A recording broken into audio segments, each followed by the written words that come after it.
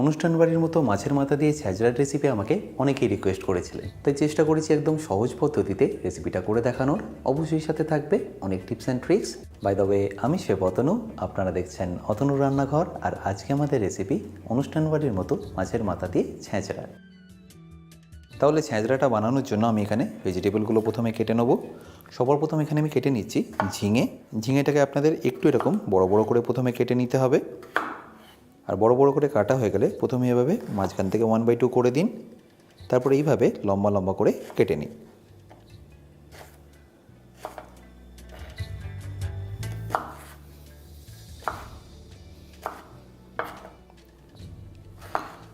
আপনারা চাইলে একটু ছোট করেও কাটতে পারেন, বাট আমি বড় কেন কাটছি, কারণ ঝিঙেটা কুক হওয়ার পরে বেশ অনেকটাই ছোট ছোট হয়ে যাবে। তাই এটাকে আমি এইভাবে কেটে নিলাম। আর কাটা হয়ে গেলে তুলে নিয়ে রেখে দিচ্ছি একটা পাত্রের মধ্যে। আর ঝিঙেটা কাটার পরে আমি এখানে কেটে নেব পটলটাও ঠিক এরকম বড় বড় করেই কাটবো।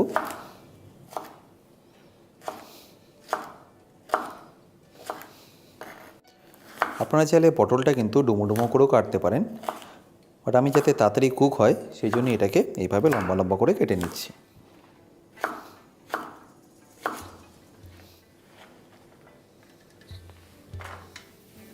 আর পটলটা কাটা হয়ে গেলে আমি এখানে কেটে নিচ্ছি আলু।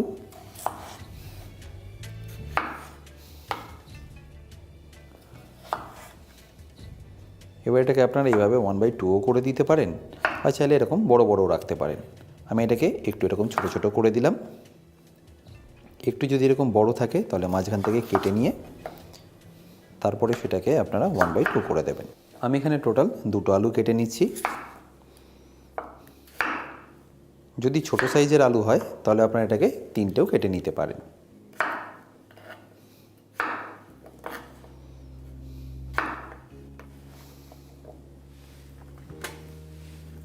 এরপর কেটে নিচ্ছি বেগুন।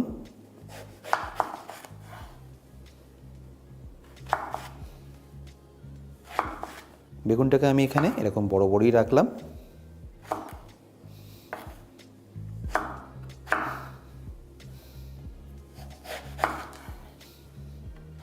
আপনারা চাইলে এর মধ্যে আরও অনেক রকম সবজি দিতে পারেন। মেনলি সিজনাল যে সবজিগুলো হয় সেগুলি এখানে দেওয়া হয়। যদি আপনারা শীতের দিকে বানান তাহলে শিম, মূলো বা রাঙালু এখানে দিয়ে দিতে পারেন। এবার আমি এখানে কেটে নিচ্ছি কুমড়োটা এখানে আমি এরকম ডুমো ডুমোই কেটে নিলাম। আপনারা চাইলে কিন্তু লম্বা করেও কেটে নিতে পারেন।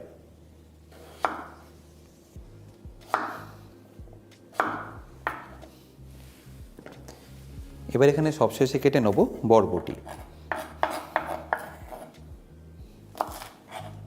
বরবটিটা এরকম একটু বড় বড়ই রাখবেন, তাহলে দেখবেন খাবার সময় মুখে পড়লে বেশ ভালোই লাগবে। তাহলে এখানে আমাদের সবকটাই সবজি ভালো করে কাটা হয়ে গেল। আর এই পুঁই শাকটা যেহেতু কাটতে সময় লাগে তাই এটাকে আমি আগে থেকেই কেটে রেখেছি। এরকম আমি অনেক শাকের কাটিং দেখিয়েছি আমার বেসিক কুকিং কোর্সে, যেটা আপনারা পেয়ে যাবেন আমার নিজস্ব ওয়েবসাইট www.otonurannaghar.com থেকে। কোর্সের লিঙ্কটা যদি আমি ডেসক্রিপশানে দিয়ে রেখেছি তাও বলে রেখে, কিন্তু যদি আপনাদের কোনো রকম অসুবিধা হয় আমার সাথে এই হেল্পলাইনে যোগাযোগ করবেন। আচ্ছা, এবার এখানে আমি 3টে মাছের মাথা নিয়ে নিয়েছি, যেটাকে আমি ম্যারিনেট করে নেব অল্প একটু হলুদ আর নুন দিয়ে। একদম বেসিক ম্যারিনেশন যেটা আমরা ইউজুয়ালি করে থাকি। এবার এটাকে ভালো করে একবার এইভাবে মিশিয়ে নিন, যাতে হলুদ আর নুনটা এর মধ্যে ভালোভাবে মিশে যায়। আচ্ছা, এবার এখানে আমি গ্যাসটা অন করে নিচ্ছি সবজিগুলোকে ভেজে নেওয়ার জন্য। আর এপাশে একটু গরম জলও বসিয়ে দিয়েছি পুঁই শাকটাকে ভাপিয়ে নেওয়ার জন্য। কড়াটা যখনই দেখবেন ভালো করে গরম হয়ে গেছে তখন এখানে দিয়ে দিন সরষের তেল। এবার ওয়েট করব তেলটা গরম হওয়ার জন্য। আর তেলটা ভালো করে গরম হয়ে গেলে আমি এখানে সর্বপ্রথম দিয়ে দিচ্ছি আলু। আমি এখানে অনুষ্ঠান বাড়ির মতো করছি বলে এটাকে আলাদা করে ভেজে তুলে রাখছি। আর আপনারা যদি ঘরোয়া পদ্ধতিতে করেন সেক্ষেত্রে আপনাদের এটাকে আর আলাদা করে ভেজে তুলে রাখতে হবে না, ডাইরেক্টলি কুক করে নিতে পারবেন। আলুটা পারলে আপনারা একটু লাল লাল করেই ভেজে নেবেন, তাতে দেখবেন ছ্যাঁচড়ার টেস্টটা আরও ভালো আছে। আর আলুটা যতক্ষণ এখানে ভাজা হচ্ছে আমি পুঁই শাকটাকেও ভাপিয়ে নিচ্ছি।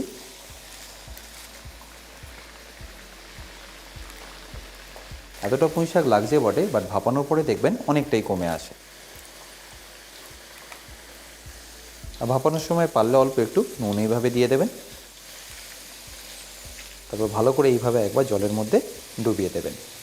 আর পুঁই শাকটা দিতে দিতেই দেখুন এপাশে আলুটাও ভালো করে ভাজা হয়ে গেছে, বেশ অনেকটাই লাল লাল হয়ে এসছে। তো এবার এই আলুগুলোকে আমি তুলে নিচ্ছি। এবার আলু পরে আমি এখানে ভেজে নেব বেগুন। ভাজার পদ্ধতিতে একটু টাইম টেকিং হলেও টেস্টটা কিন্তু দারুণ আছে। আর বেগুনটা যতক্ষণ ফ্রাই হচ্ছে এপাশে দেখুন ততক্ষণে পুঁই শাকটাও ভালো করে সেদ্ধ হয়ে গেছে। তো এটাকে আমি তুলে নিচ্ছি। এবার এই পুঁই শাকটাকে আমি রেখে দিচ্ছি পরে ব্যবহার করার জন্য। আর এপাশে দেখুন বেগুনটা এতক্ষণে ভালো করে ফ্রাই হয়ে গেছে। তো বেগুনটাকে আমি তুলে নিচ্ছি।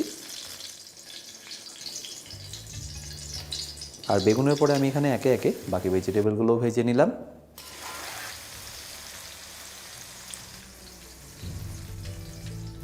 আচ্ছা, এখানে আপনাদের মনে রাখতে হবে সব থেকে শেষে আপনাদের দিয়ে দিতে হবে পটলটা। তা না হলে কী হবে, সবার প্রথমেই যদি দিয়ে দেন তাহলে তেলটা আগেই কালো হয়ে যাবে।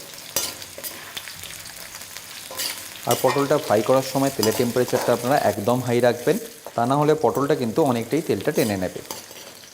আর পটলটা আপনাদের খুব বেশি লাল করে ভাজতে হবে না, এরকম একটু হালকা লাল লাল হয়ে আসলে আপনারা তুলে নেবেন। আচ্ছা, ঝিঙেটা কিন্তু আপনাদের ভাজতে হবে না, জাস্ট বাকি ভেজিটেবলগুলো এইভাবে ভেজে নিলেই হবে। আচ্ছা, এবার এখানে আমি একে একে মাছের মাথাগুলোকে ভেজে নিচ্ছি।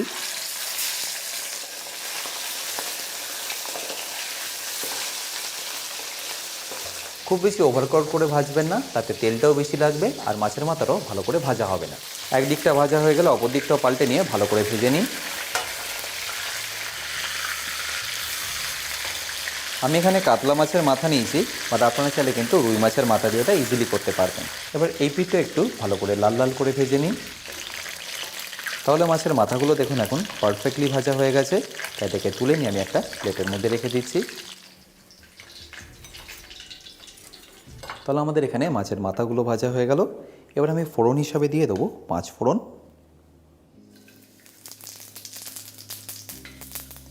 1.5 চা চামচ দিয়ে দিলাম। তারপর দিয়ে দিচ্ছি একটা তেজপাতা, তারপর 4টে থেকে 5টা শুকনো লঙ্কা। এরপর ভালো করে একবার মিশিয়ে নিয়ে দিয়ে দিন এখানে পেঁয়াজ।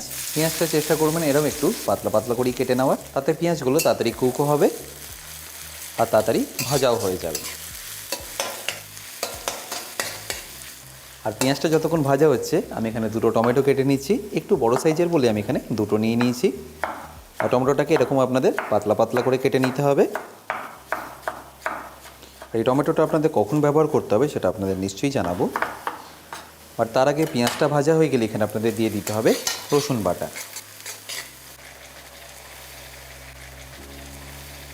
আমি এখানে ছোটো চামচে 3 চামচ রসুন বাটা দিয়ে দিচ্ছি।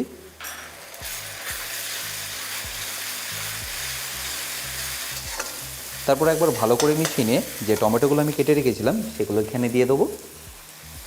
আর তারই সাথে দিয়ে দিচ্ছি স্বাদ মতো নুন, সাথে রঙের জন্য হলুদ গুঁড়ো, খুব বেশি নয় 1 চা চামচ দিলেই হবে। তারপর দিয়ে দিচ্ছি 1.5 চা চামচ কাশ্মীরি লঙ্কার গুঁড়ো। ব্যাস, এখানে আপনাদের আর কিচ্ছু লাগছে না। জাস্ট এইটাকে একবার ভালো করে এইভাবে মিশিয়ে নিন টমেটোর সাথে। আর টমেটোর সাথে একবার ভালো করে মেশানো হয়ে গেলেই এখানে আমাদের দিয়ে দিতে হবে বেটে রাখা আদা 2 চা চামচ।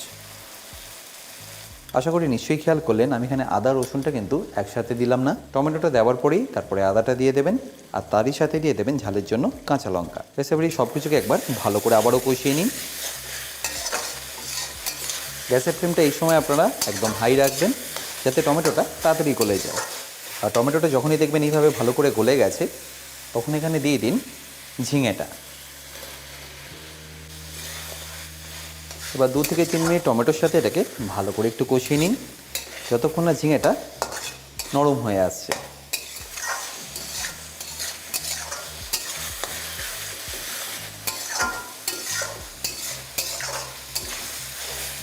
আচ্ছা, ঝিঙেটা যখন প্রায় 60% মতো কুক হয়ে আসবে তখন এখানে দিয়ে দিন ভেজে রাখা মাছের মাথাগুলো। তারপর সেটাকেও ভালো করে মেশাতে থাকুন। পারলে এইভাবে একটু ভেঙেও দিতে পারেন, তাতে দেখবেন মাছের ফ্লেভারটা আরও ভালোভাবে এর মধ্যে চলে আসবে।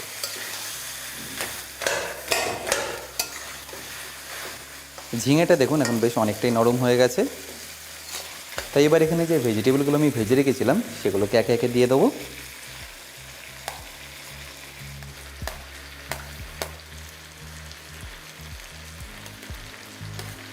আর দেওয়া হয়ে গেলে সব কিছুর সাথে একবার ভালো করে এইভাবে মিশিয়ে নেব।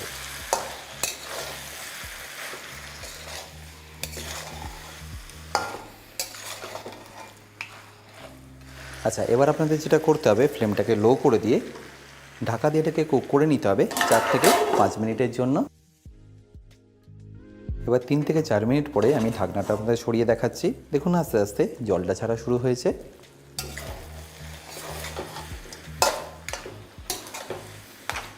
ব্যাস ঠিক এই স্টেজে আপনাদের দিয়ে দিতে হবে পুঁই শাকটা, যেটা আমরা আগেই ভাপিয়ে রেখেছিলাম। তারপর ফ্লেমটা মিডিয়াম করে এটাকে ভালো করে একবার মিশিয়ে নিন।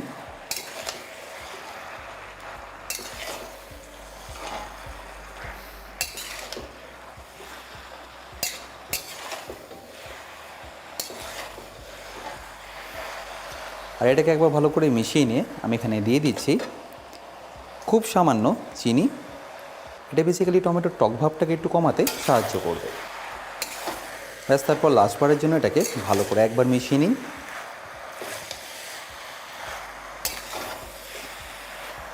যদি মনে হয় এই স্টেজে একটু নুন কম আছে, তাহলে এখানে একটু নুন দিয়ে দিতে পারেন। আমার একটু কম লাগছিল, তাই এখানে দিয়ে দিলাম। তারপর আর একবার ভালো করে মিশিয়ে নিচ্ছি।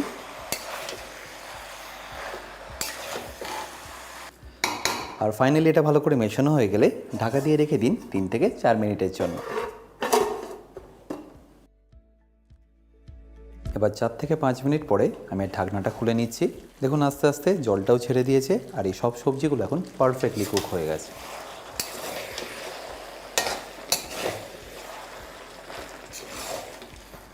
আর ঠান্ডা হয়ে গেলে কিন্তু এটা থেকে আস্তে আস্তে জল ছাড়া শুরু করবে, তাই সেটাকে প্রিভেন্ট করার জন্য আমাদের দিয়ে দিতে হবে এখানে 2 থেকে 3 চামচ মতো ময়দা, অবশ্যই ছোটো চামচের। আর এই ময়দাটা দেওয়ার পরে ভালো করে একবার মিশিয়ে নিন।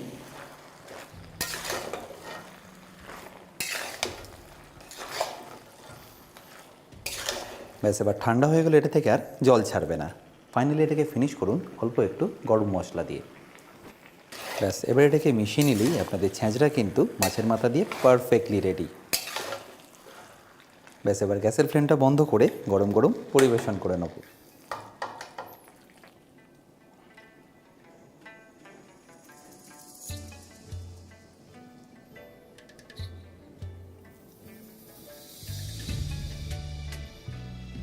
বাই দ্য ওয়ে, আমি শেফ অতনু, আপনারা দেখছিলেন অতনু রান্নাঘর।